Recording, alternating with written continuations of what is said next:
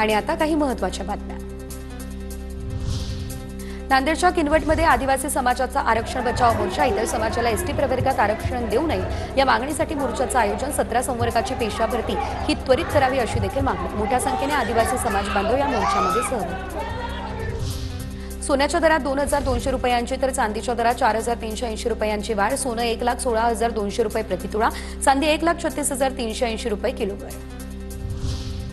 साईबाबा मंदिरातील कथित भेटवस्तू प्रकरणी आता सामाजिक कार्यकर्ते संजय काळे यांचं आत्मक्लेश आंदोलन। साईबाबा संस्थान गंभीर पद्धतीने चौकशी करत नाही असा देखील आरोप।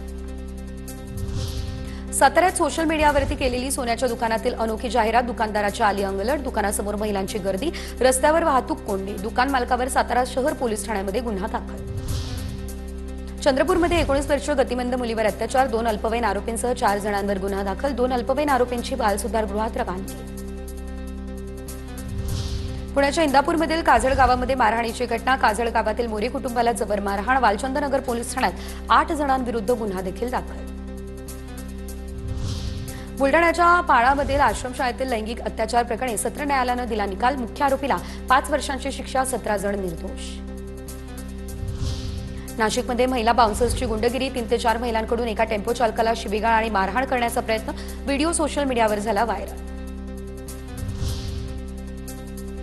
71व्या राष्ट्रीय चित्रपट पुरस्कार समारंभामध्ये दाक्षिणात्य अभिनेते मोहनलाल यांना राष्ट्रपतींच्या हस्ते दादासाहेब फाळके पुरस्कार प्रदान। शाहरुख खान, विक्रांत मेसी यांना सर्वोत्कृष्ट अभिनेता, राणी मुखर्जीला सर्वोत्कृष्ट अभिनेत्रीचा पुरस्कार, श्यामची आई ठरला सर्वोत्कृष्ट मराठी चित्रपट।